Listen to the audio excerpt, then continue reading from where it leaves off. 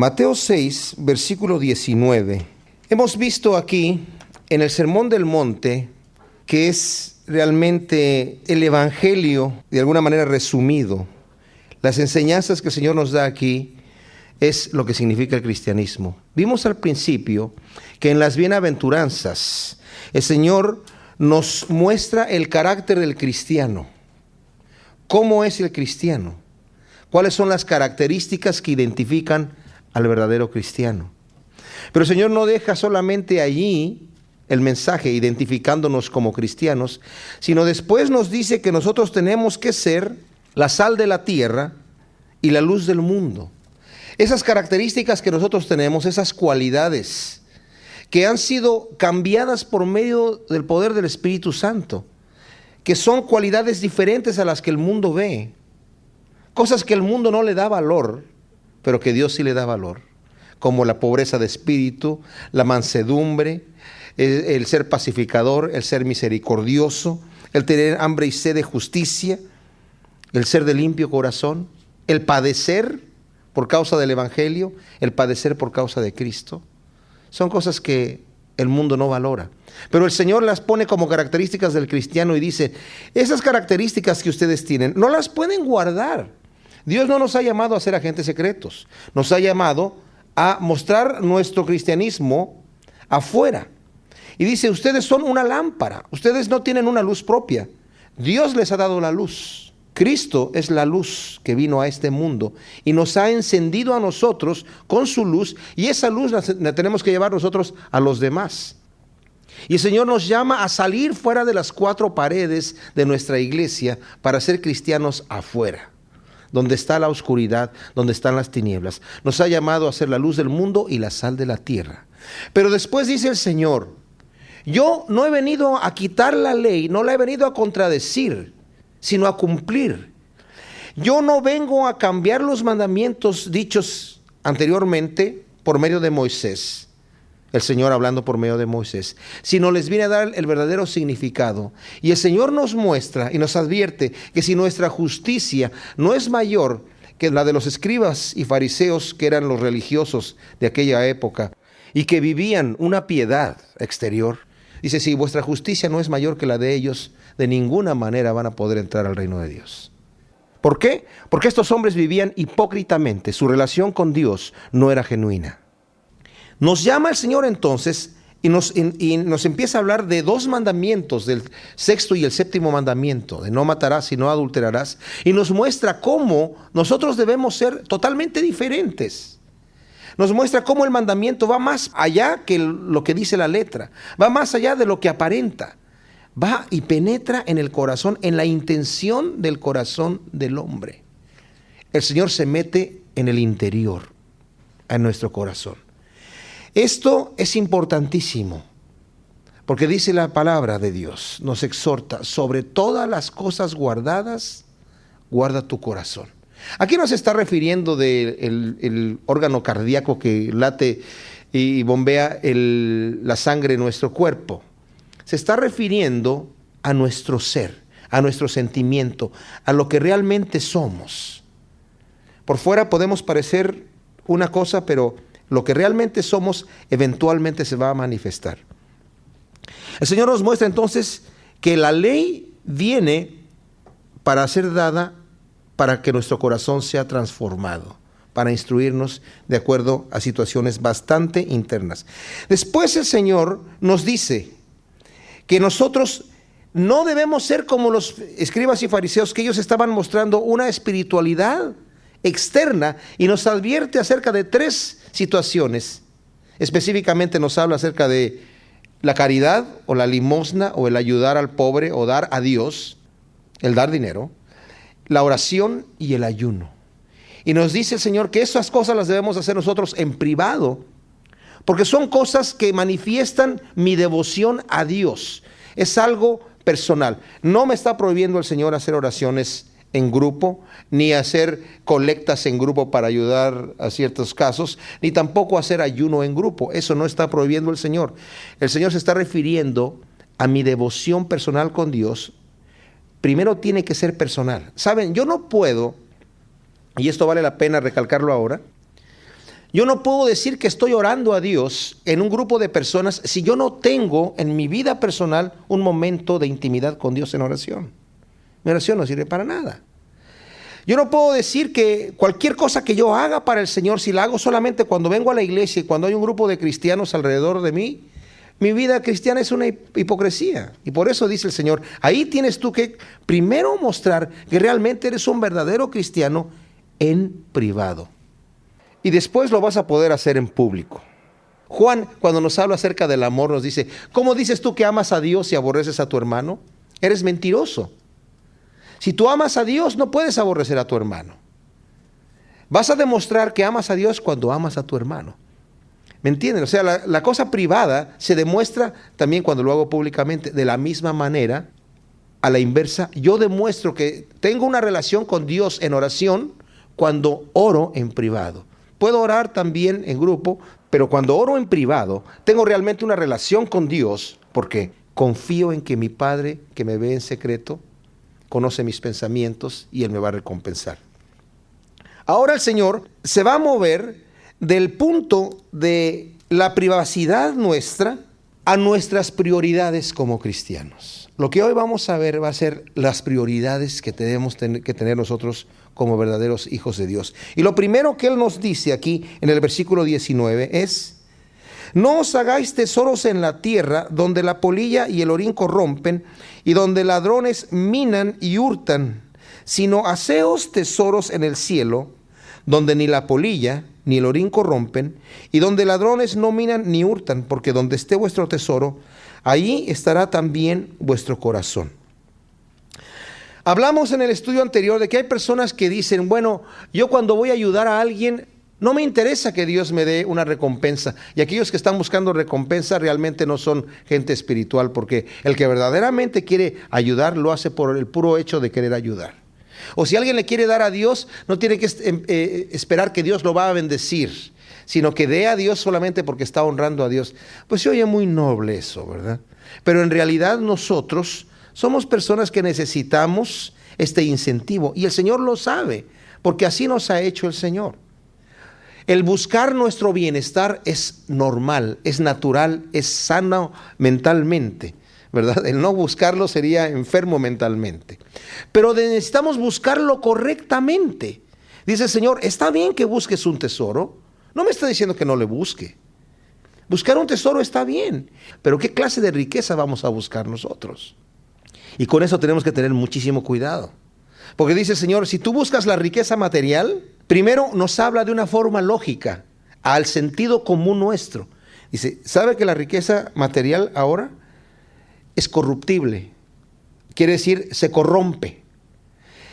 En esta época, en el Oriente, la riqueza no era como en nuestra época, que no solamente lo que nos interesa es el dinero, ¿verdad?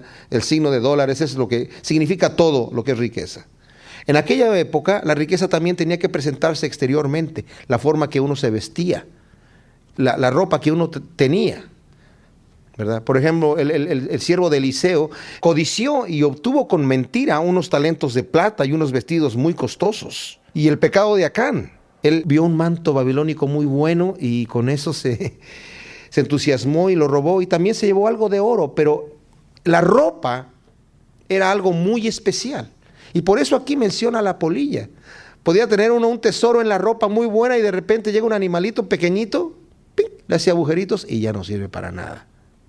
Saben, por ejemplo, me estaba platicando una persona que en Colombia muchos de los carteles que tienen ahí el dinero guardado en pacas de billetes de $100 en bodegas. El problema principal son las ratas que se están comiendo el dinero, imagínense ustedes. ¡Qué terrible! O sea, independientemente de la forma en la que se pueda descomponer la riqueza, se devalúa también. Yo puedo tener un excelente negocio, una gran empresa. ¿Cuántas veces hemos escuchado de empresarios que se suicidan? Porque su empresa llegó al tope y cuando ya estaba al punto máximo, de repente la bolsa de valores cambia, o la situación económica del país cambia, o su producto deja de tener interés y se viene abajo, y es el caos. Y lo que antes pensó que iba a ser valioso, ahora no vale absolutamente nada. Dice, Señor, no pongas tu tus tesoros en las cosas en donde no tienes seguridad.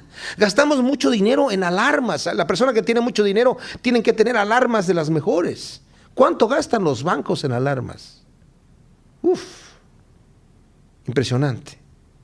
Las tiendas que tienen joyería, las tiendas que tienen equipo, instrumentos o mercancía que es cara, tienen que gastar mucho en vigilancia, en seguridad, en seguros, en todo esto, y aún así no hay ninguna seguridad de nada. De un momento a otro el mercado puede venirse abajo en un segundo. ¿Por qué? Porque no hay seguridad. Dice el Señor, oye, usando el sentido común, no te conviene poner tu mirada en los tesoros de este planeta porque no tienes ninguna certeza de que los puedes poseer. Además, son temporales. Cuando murió Rockefeller, le preguntaron a su apoderado, oiga, ¿y cuánto dejó? ¿Saben qué respondió? Lo dejó todo, no se llevó ni un centavo. Lo dejó todo absolutamente. Dice el Señor, haz tesoros, hazlos, pero hazlos allá en el cielo. Ahora, ¿cómo puedo hacer yo tesoros en el cielo? ¿Cómo le hago yo para empezar a meter riquezas allá arriba?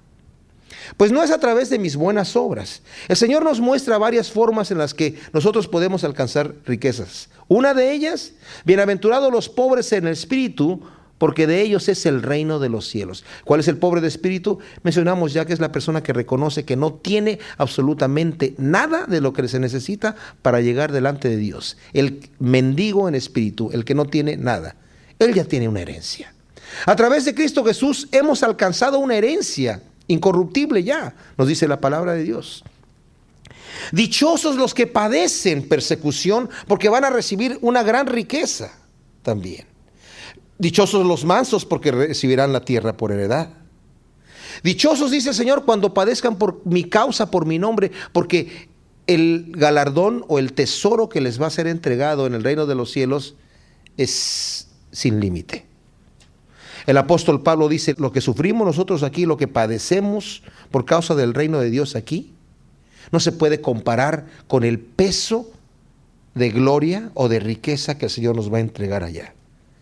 Nuestras obras también van a ser probadas. Dice la palabra de Dios que nuestras obras van a llegar y van a ser metidas y van a ser probadas por fuego.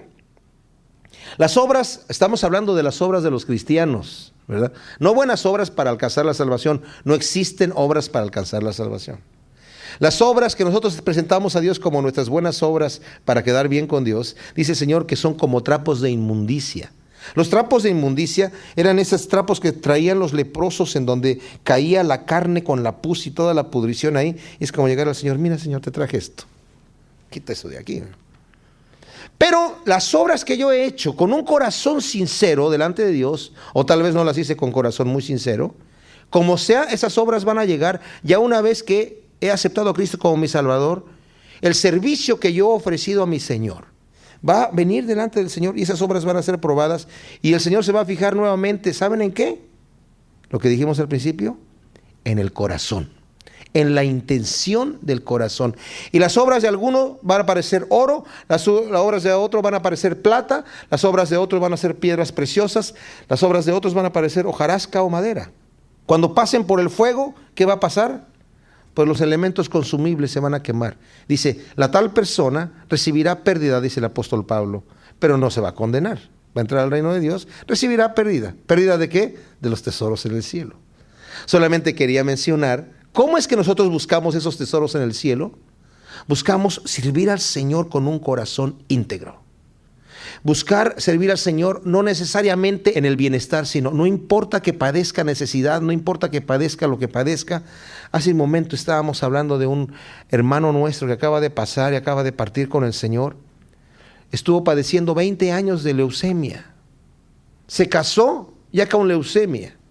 Pero ¿saben qué? Esa vida que él llevó de estar listo a morirse por 20 años, lo llevó a una consagración que se contagiaba.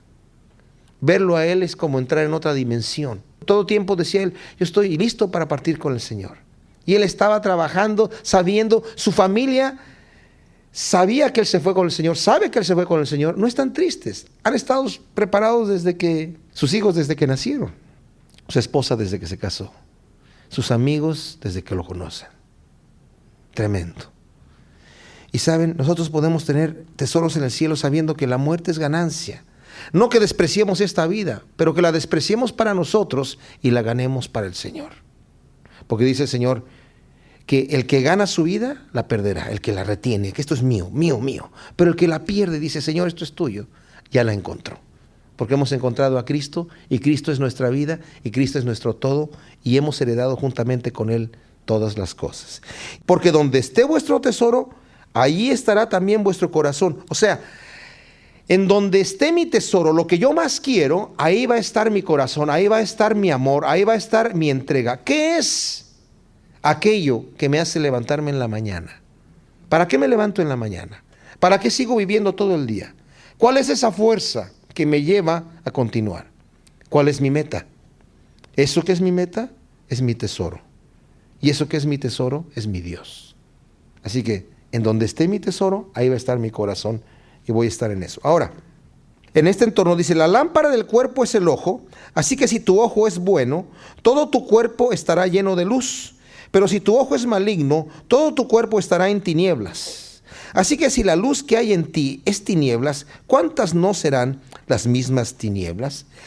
Esto puede aplicarse a muchas cosas y en realidad se aplica, aunque aquí lo está utilizando el Señor en el entorno de las posesiones, puede hablarse acerca de muchas cosas. Vamos a volver al entorno que el Señor le está dando y al sentido que el Señor le está dando aquí en esta plática que está teniendo, en este sermón. Cuando mi ojo es bueno, quiere decir que yo estoy viendo las cosas como realmente son. Porque dice que mi cuerpo va a estar todo lleno de luz. La luz siempre es un símbolo de verdad, de realidad, que muestra las cosas como son. Yo en este cuarto puede que vea las cosas un poco inciertas y no sé si hay ahí una silla o no, o parece que es un banco, no sé si hay ahí un televisor o parece que es un ropero. Hasta que enciendo la luz me doy cuenta exactamente lo que hay ahí. Cristo es la luz que vino al mundo, pero los hombres amaron más las tinieblas que la luz y no quisieron traer sus obras a la verdad porque eran reprendidas. La lámpara del cuerpo es el ojo. No se está refiriendo esencialmente al órgano visual nuestro, que es una excelente interfase que nos permite percibir las imágenes que nos rodean. Se está refiriendo al ojo completo, o sea, a mi forma de percibir lo que está alrededor de mí a través de todo mi sentimiento. La Biblia habla mucho acerca de poner mis ojos o poner mi corazón en algo. Es un sinónimo, poner mi corazón en algo o poner mis ojos en algo. Dice Colosenses 3:1, pon tu mirada no en las cosas de la tierra, sino pon tu mirada en las cosas de arriba. Pon tu mirada en las cosas de arriba y no en las de la tierra. La mirada en las cosas de arriba no son los pajaritos, ni las nubes, ni las estrellas. Las cosas de arriba son las cosas de Dios. Son lo que acabamos de hablar hace un rato aquí. Entonces el Señor, cuando nos está hablando acerca del ojo, nos está advirtiendo que nosotros tenemos que tener una percepción correcta de las cosas. Dice la Biblia que cuando venimos nosotros delante del Señor y los recibimos como nuestro Salvador, le entregamos nuestra vida, dice que todas las cosas son hechas nuevas. No quiere decir que con eso ya este micrófono aparece aquí ya hasta con el precio, ¿verdad? Porque está nuevecito.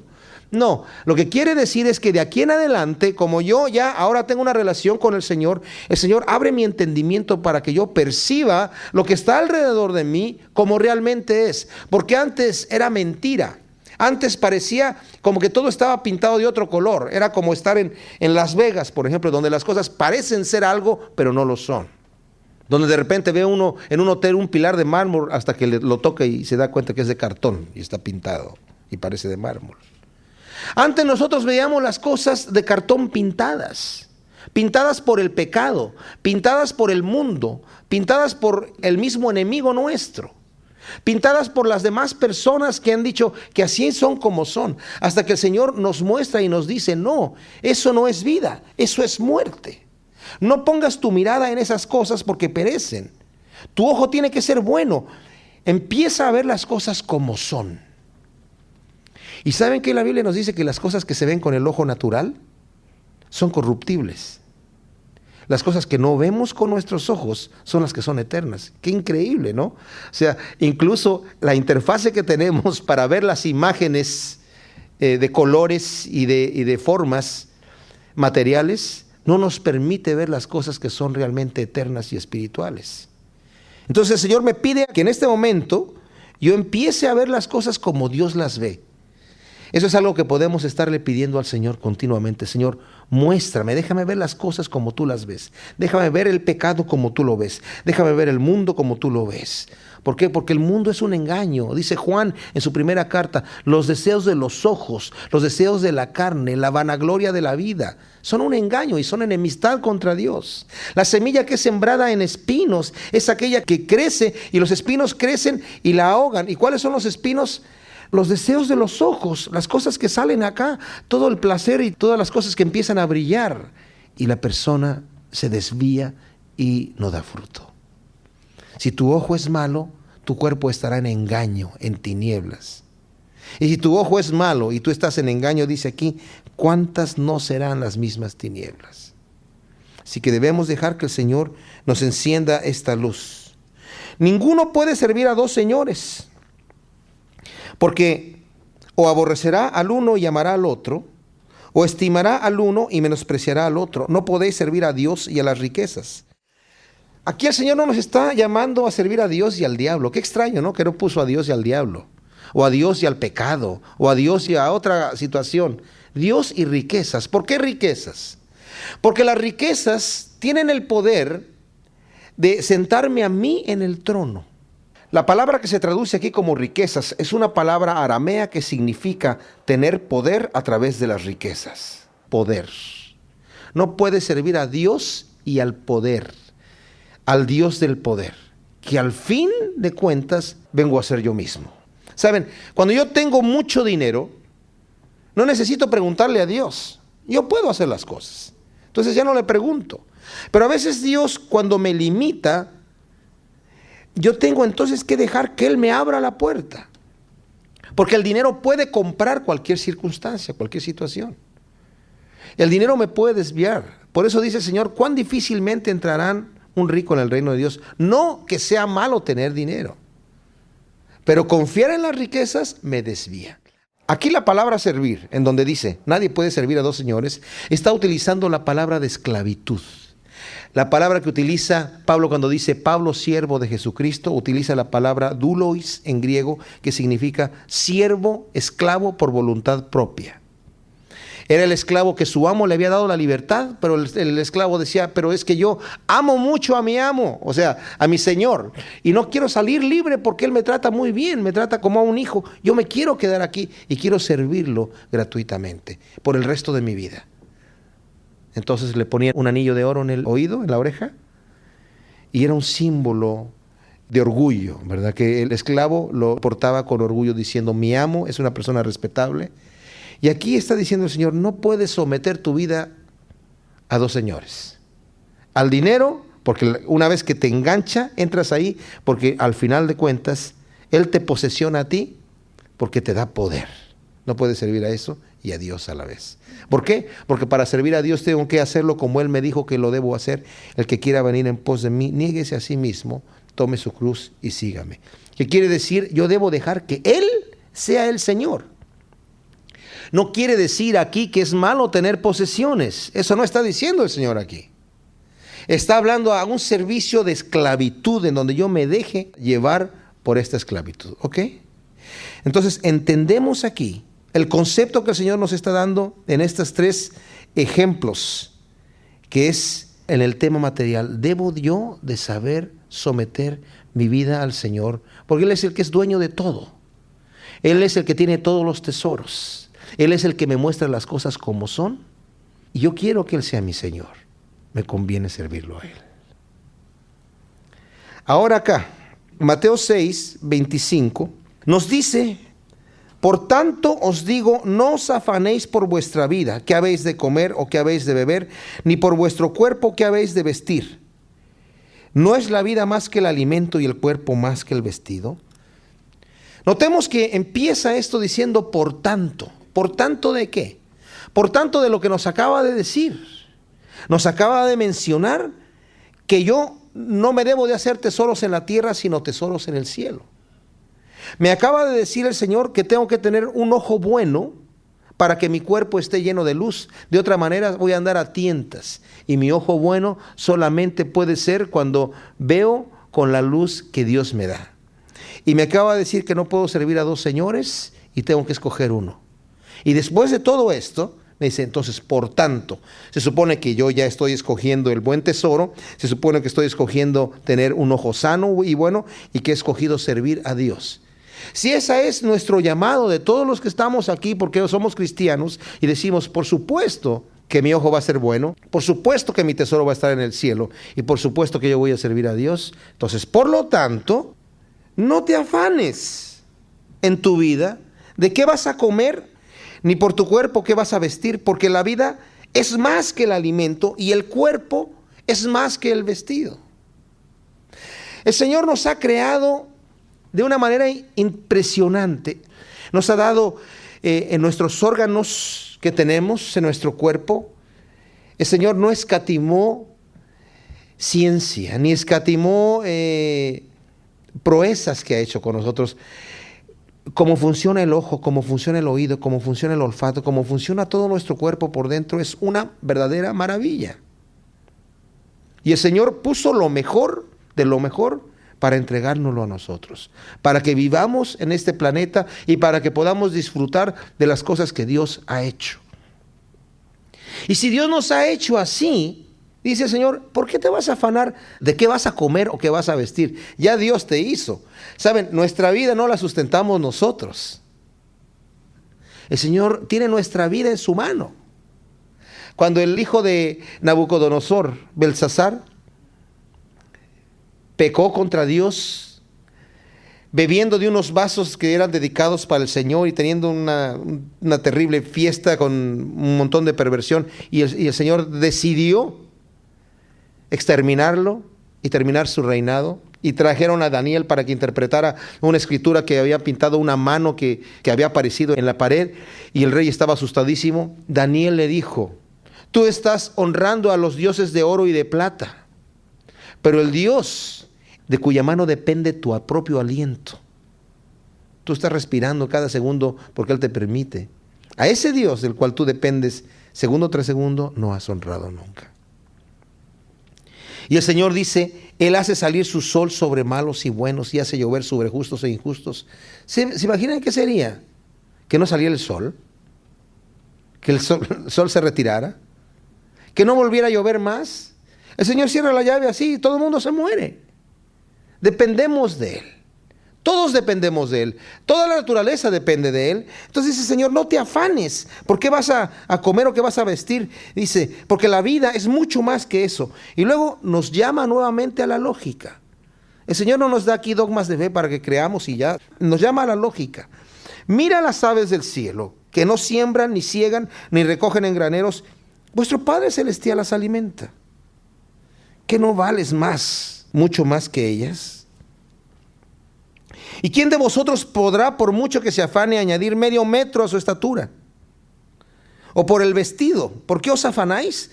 Considerad los lirios del campo, cómo crecen, no trabajan, ni hilan. Pero os digo que ni aun Salomón, con toda su gloria, se vistió así como uno de ellos. Y si la hierba del campo que hoy es, y mañana se echa en el horno, Dios la viste así, ¿no hará mucho más a vosotros, hombres de poca fe? Las aves del cielo, ¿saben?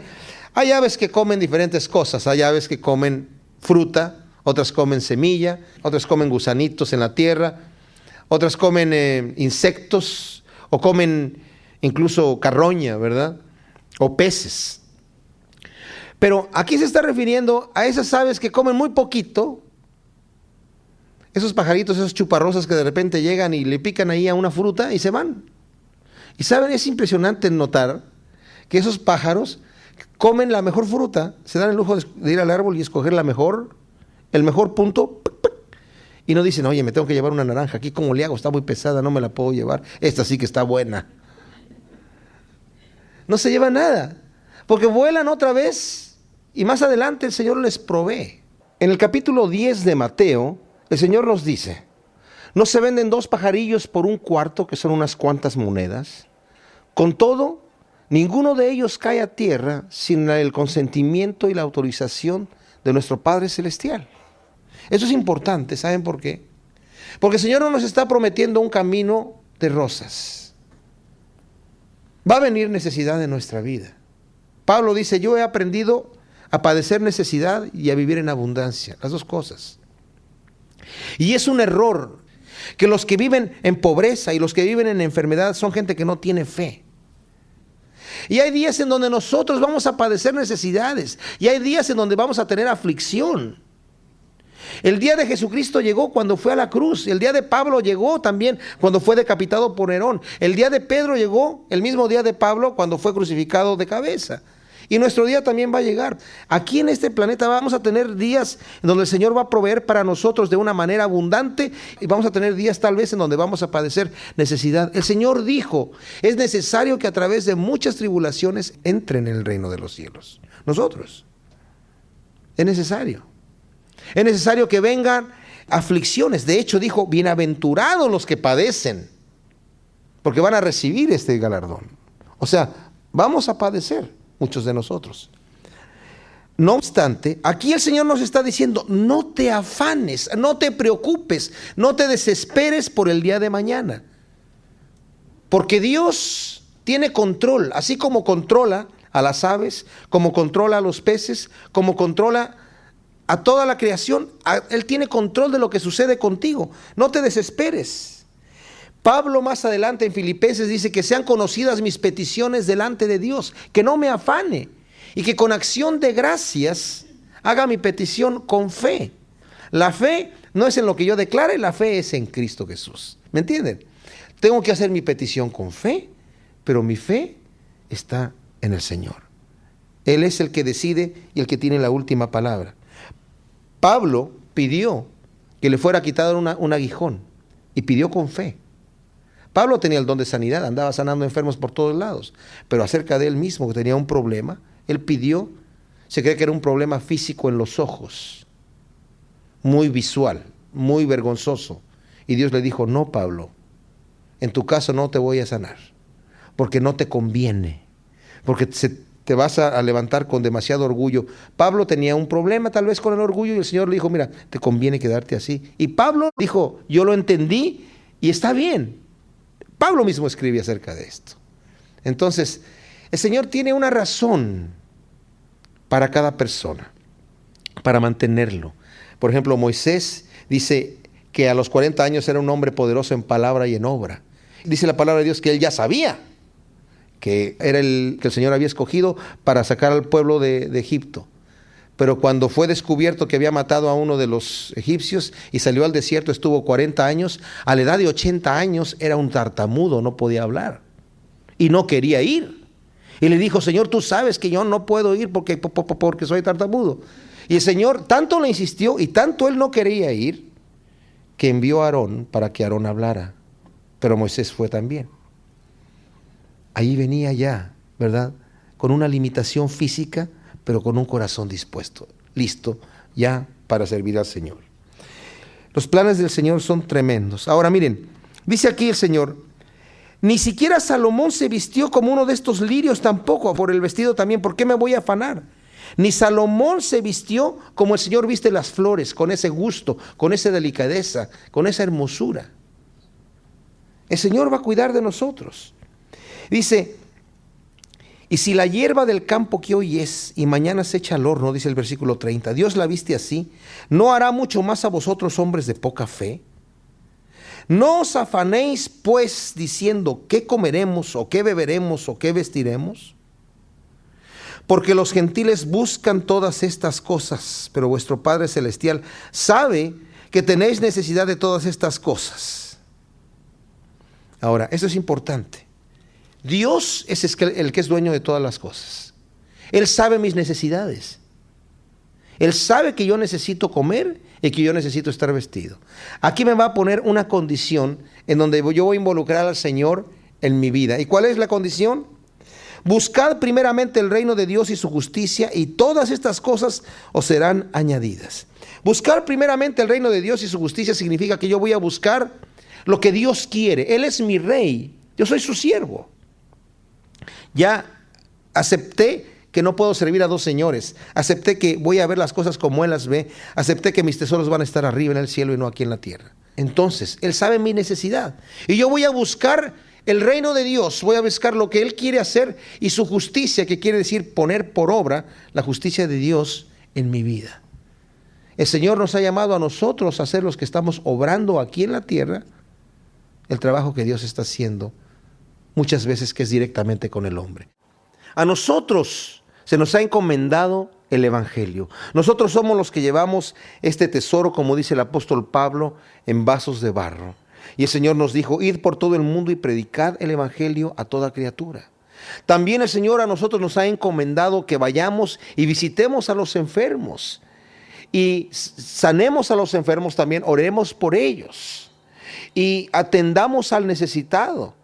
Dice el Señor que en el fin del tiempo se van a parar unos a la izquierda y unos a la derecha de Él, y a los de la derecha les va a decir, vengan benditos de mi Padre al reino preparado desde antes de la fundación del mundo, porque yo tuve hambre y ustedes me dieron de comer, estuve sediento y me dieron de beber, estuve en el hospital y fueron a atenderme, y estuve en la cárcel y me visitaron también.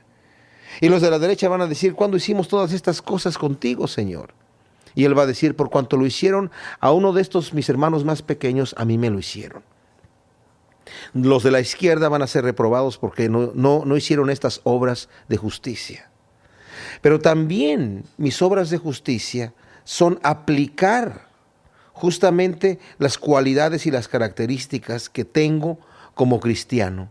Es ser luz en el mundo, es ser sal en la tierra, y es ser pobre en espíritu, ser manso, ser humilde, ser misericordioso, ser pacificador, ser de limpio corazón y estar dispuesto a padecer, porque el padecimiento también obra justicia.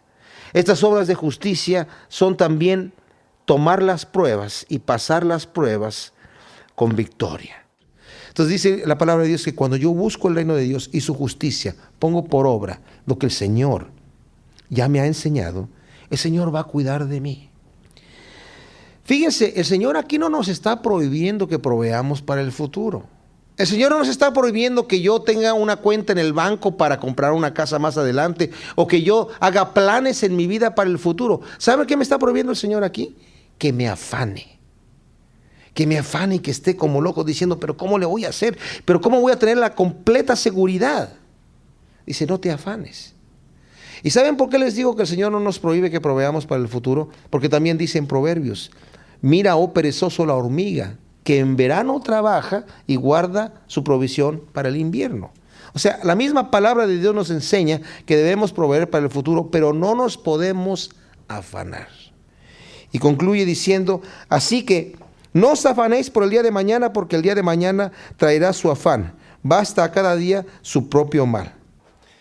Tenemos que entender entonces que lo que el Señor está haciendo aquí no es tanto prohibirnos que no proveamos para nuestras necesidades o que no nos ocupemos en nuestros trabajos, porque la Biblia también dice, el que no trabaje, que no coma. No podemos estar sentados en un sillón esperando que el Señor mande un cuervo y nos alimente como lo hizo con Elías, por ejemplo.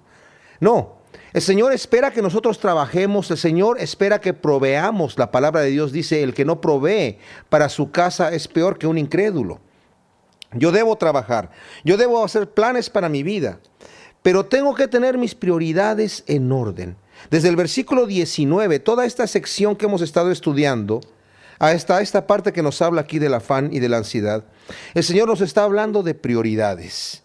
Mis tesoros tienen que ser en el cielo y no en la tierra. Así como tengo yo que buscar la justicia de Dios y el reino de los cielos antes que mis necesidades personales. También nos está diciendo que mi ojo tiene que ser bueno para que yo me dé cuenta y entienda y perciba la realidad de lo que me rodea y le dé el valor correcto a las cosas. No vale la pena que yo me esté afanando por qué voy a comer o qué voy a vestir, porque la vida es mucho más que la comida y que el vestido. Y además, nuestro Padre Celestial sabe que tengo esas necesidades y va a suplir para mí esas necesidades que son normales y que son vitales. Yo tengo que cuidar de algo que es más importante. Mi prioridad tiene que cambiar de mis necesidades personales al reino de los cielos, y el Señor va a tener cuidado de mí. Y también la prioridad viene en cuanto a que yo no puedo servir a dos señores. No puedo servir a Dios y a las riquezas, que como hemos mencionado, las riquezas significan yo mismo, el poder que yo tengo para hacer mi propia voluntad a través de las riquezas. Ahora, ¿por qué el Señor hablará aquí en esta porción? Y es bien interesante notar que nos dice, no te preocupes por qué vas a comer o qué vas a vestir. Nos está hablando no de antojos que yo tengo, no es de comprar una nueva casa, no es de comprar 2 autos, no es de tener 3 autos o tener un nuevo televisor de color de no sé cuántas pulgadas. El Señor nos está hablando aquí de necesidades vitales, personales, pero vitales. Yo necesito comer para sustentarme y necesito vestirme para no andar desnudo. El Señor está hablando aquí de necesidades bien básicas y bien necesarias para subsistir. ¿Por qué querrá el Señor que yo no me afane absolutamente, ni siquiera esté pensando en esas cosas? Que no me consuma con eso. Más bien la prohibición no es tanto no pensar, ¿verdad? No proveer para el futuro, sino no afanarme, que no me consuma eso. ¿Y por qué el Señor querrá hacer esto? Miren, cuando nosotros estamos en algún negocio, mi mente va a estar obviamente en el negocio. Pero ya cuando terminamos el negocio y nuestro pensamiento queda libre, nuestra mente queda libre, ¿a dónde van nuestros pensamientos? Nuestra mente va a viajar a aquello que es más preciado. Si nosotros somos verdaderos siervos del Señor, que hemos puesto nuestras prioridades en orden, nuestra mente va a viajar a pensar en las cosas del Espíritu, que son las virtudes del cristiano, que son cómo puedo yo mejorar mi caminar en Cristo. No en mis necesidades personales y mucho menos en mis antojos. Hay algunos que han tratado de cambiar y han tratado de disfrazar de cristianismo los antojos de la persona. No, el Señor nos ha llamado a negarnos a nosotros mismos para tomar la voluntad de Dios. No necesariamente que seamos ascetas y que nos privemos de todas las cosas como otros que han exagerado también y lo han hecho, sino más bien que ponga mis prioridades en orden. Entonces dije, cuando mi mente está en un negocio, está en el negocio, pero después, cuando se acabó el negocio, va mi mente a volar a la cosa más preciada. Si soy un hijo de Dios, mi corazón y mis ojos van a estar en el reino de Dios. Y si no, se va a ir a aquello que es más importante en mi vida. Y yo tengo que hacer un examen en mi propia vida. ¿En qué pienso yo? El apóstol Pablo nos dice en Romanos 8 que el espiritual piensa en las cosas del espíritu y el carnal piensa en las cosas de la carne. Ahora pensemos por un momento, ¿por qué el Señor me estará pidiendo a mí que yo ni siquiera me ocupe de las necesidades básicas? O sea, esto ya es básico, el comer y el vestirse. Porque pensar en el reino de los cielos y ocuparse en la justicia de Dios requiere de toda mi concentración. Realmente, si nos ponemos a pensar, no es que yo me voy a entregar al Señor porque el Señor me va a explotar o va a sacar algo de mí. El Señor no me necesita. A ninguno de nosotros nos necesita el Señor. Pero nosotros venimos a Dios porque nosotros necesitamos de Él. El Señor ya nos ha entregado todo. Él mismo se dio en sacrificio por nosotros. Y se dio doble. Porque el Padre entregó al Hijo y el Hijo se entregó a sí mismo. Dios Padre entregó a su Hijo amado. Dios Hijo se entregó a sí mismo por nosotros. Entregó su vida. Dejó su trono para que nosotros podamos heredar con Él todas las cosas. Si realmente creemos en Dios, si realmente nos llamamos cristianos y creemos que Cristo es el camino, la verdad y la vida, y creemos en su palabra, estas cosas que estamos leyendo aquí no nos van a parecer exageradas, nos van a parecer correctas, porque una persona se entrega por completo a una causa que sabe y está convencido que es real, que es bueno y que es noble. Y en este caso, cuánto más noble es no solamente el beneficio que nosotros vamos a obtener por poner nuestro tesoro en el cielo y no en la tierra, en donde en el cielo va a durar para siempre y en la tierra se va a perder. Cuánto beneficio vamos a tener nosotros cuando nuestro ojo es bueno y cuando podemos nosotros percibir las cosas como son y no andar en engaño. Cuánto beneficio vamos a tener nosotros cuando hacemos a Dios nuestro Señor y nuestro amo, en vez de someternos a la aflicción y a las riquezas inciertas que hoy son y mañana dejan de ser? ¿Y cuánto beneficio vamos a obtener nosotros cuando empezamos a buscar el reino de Dios y su justicia, que es aplicar este amor que Dios nos ha dado a nuestro prójimo y recibir el beneficio de que nuestro Padre Celestial tiene cuidado de nosotros? Cuán grande es este principio que el Señor nos está entregando aquí. Algunos lo han visto como algo muy exagerado, como que aquí el Señor ya estaba hablando de cosas que eran demasiado utópicas.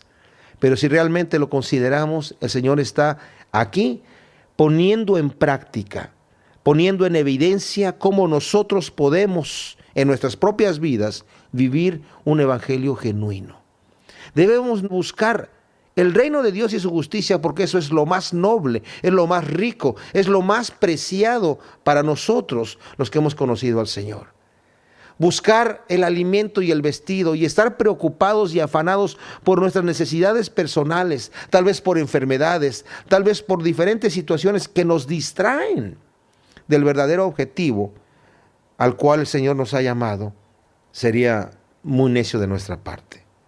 Entonces meditemos esto que el Señor nos ha enseñado y dejemos que su Espíritu Santo lo grabe en nuestro corazón para que podamos nosotros vivir unas vidas que agraden a Dios en verdad.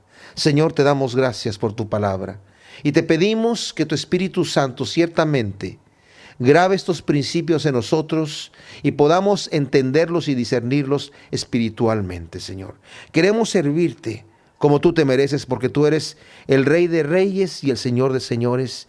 Te damos gracias por habernos dado no solamente una vida eterna y el amor inmerecido tuyo, Señor, sino también habernos entregado en sacrificio a tu Hijo por amor a nosotros y una herencia incorruptible en los cielos. Señor, ¿qué podemos decir?